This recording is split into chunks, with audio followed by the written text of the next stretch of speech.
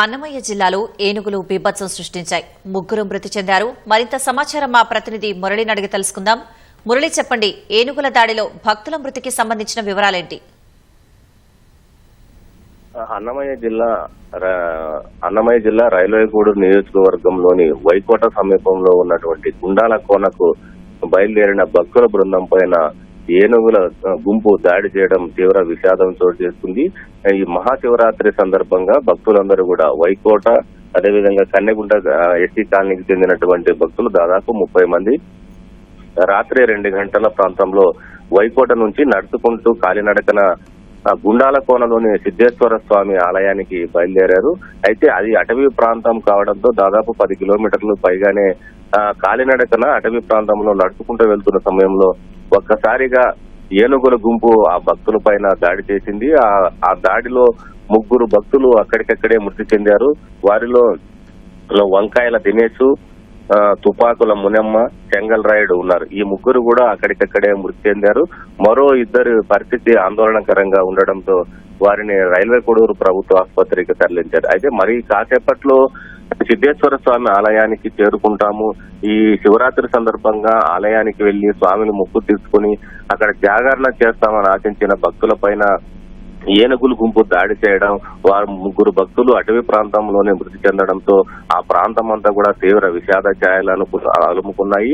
ఈ సమాచారం తెలుసుకున్నటువంటి పోలీసులు, అటవీ శాఖ, అదేవిధంగా వైద్య సిబ్బంది అంతా కూడా ఆ గుండాల కోన ప్రాంతానికి వెళ్లి అక్కడ ఉన్నటువంటి మృతదేహాలను అతి కష్టం మీద డోలీలో మోసుకుంటూ కూడా అతి కష్టం మీద బయటికి తీసుకురావాల్సినటువంటి పరిస్థితి వచ్చింది. అయితే ఆ పరిసర ప్రాంతాల్లోకి, సంఘటన జరిగినటువంటి పరిసర ప్రాంతాల్లోకి మిగిలిన ప్రజలు ఎవరు కూడా వెళ్లకుండా పోలీసులు కట్టడి చేశారు. సమీప అటవీ ప్రాంతంలో పెద్ద ఎత్తున ఏనుగులు ఉంటాయి, మరోసారి కూడా దాడి చేస్తాయనేటువంటి సంకేతంతో ఎవరిని కూడా పరిసర ప్రాంతాల్లోకి వెళ్లకుండా పోలీసులు కూడా అటు ఆ వైపు బందోబస్తు చర్యలు కూడా చేపట్టారు. దీంతో పాటు ఈ ఘటన తీవ్ర విషాదం నెలకొనడం, ఈ శివరాత్రి సందర్భంగానే ఇలాంటి ఘోరం జరగడంతో ఉప ముఖ్యమంత్రి పవన్ కళ్యాణ్ కూడా తీవ్రంగా స్పందించారు. ఆ 3 ఘటనకు సంబంధించి జిల్లా అధికారులతోనూ, అటవీ శాఖ అధికారులతోనూ, రాజంపేట డిఎఫ్ఓతో కూడా ఉప ముఖ్యమంత్రి పవన్ కళ్యాణ్ కూడా మాట్లాడారు.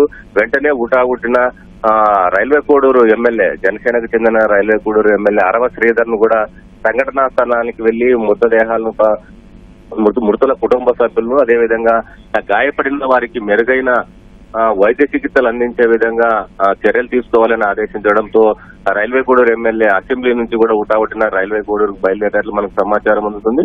మొత్తం మీద చూసుకున్నట్లయితే ఇది తరచూ ఈ ప్రాంతంలో ఏనుగులు దాడి చేయడం, పంటలను దెబ్బతినడం జరుగుతూ ఉండేది. అయితే ఇప్పుడు ఏకంగా భక్తుల పైన దాడి చేయడం పైన ఈ తీవ్ర విషాదం అలుముకుందని చెప్పాలి. దీనిపైన ఏం చేయాలి అనే దానిపైన కూడా జిల్లా యంత్రాంగం దానిపైన తర్జన భర్జన పడుతోంది. ధన్యవాదాలు మురళి.